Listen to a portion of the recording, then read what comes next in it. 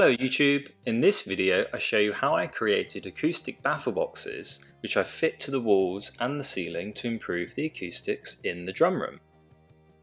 So I start off here by cutting down some of the leftover pallet wood.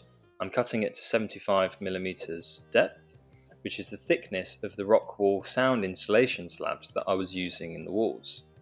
I built the frame which is roughly 400mm wide internally, so that the uncut slabs can drop right in, and about 120cm tall. I'm making 4 or 5 for the walls and 1 for the ceiling, so it's a bit of a repetitive process.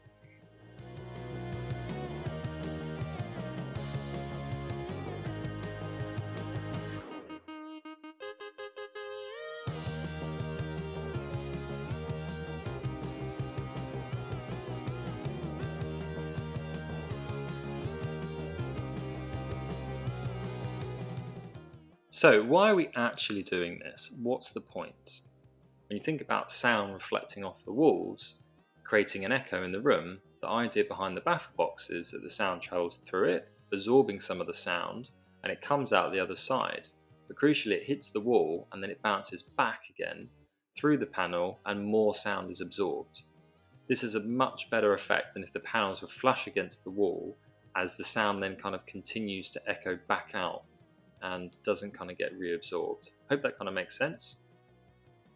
In this section I have fixed the back of one with some MDF, as I'm going to be using this as a light fitting, and I'll later be mounting the LED strip and driver to this board.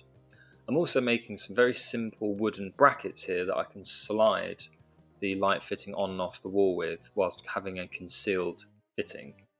Here I'm now adding all of the slab insulation into the frames. Note that I am cutting out a notch on the insulation that sits across the frame in the middle here. That's so that there's no bump created or excessive compaction. Ensuring the insulation is not compacted or forced into gaps is key in ensuring it works effectively. Essentially, you don't want to squeeze out the air pockets that are trapped inside. Now that the rock wall is in, it's time to wrap the panels. I'm using a Hessian fabric here in charcoal and purple. This is quite important to have a fabric with a loose weave rather than a really tight weave to help with the sound travelling through it. Here I'm fixing the LED driver and the smart controller and the LED strip lights to the back of the panel, and then I'll fix this up to the ceiling.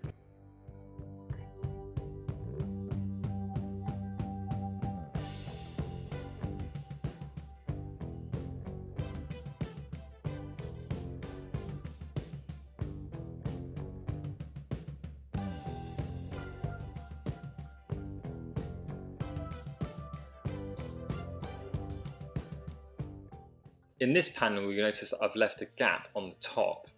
I'm hanging all of the panels in certain positions on the wall so that I can cover up the consumer unit, because let's face it, no one really wants to look at that ugly box on the wall, and I think in the end it turns out quite nice.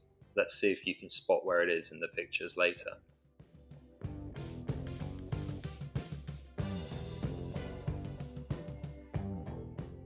To seal everything up, I'm stapling on a rectangular piece of grey Hessian on the backs.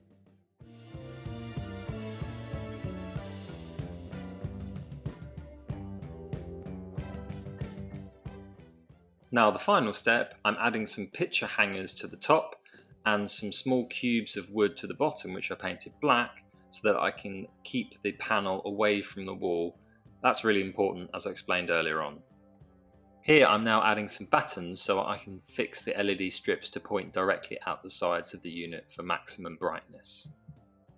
Finally now everything's finished, and here is a few teaser photos of the completed panels and, excitingly, some of the LED strip lights that I've fixed around the ceiling and also to this TV on the wall. Now we're finally almost at the end, YouTube. In the next video we'll see the completed room, and finally I get to set up the drum kit and practice for the first time. Exciting! Make sure to subscribe so you don't miss it.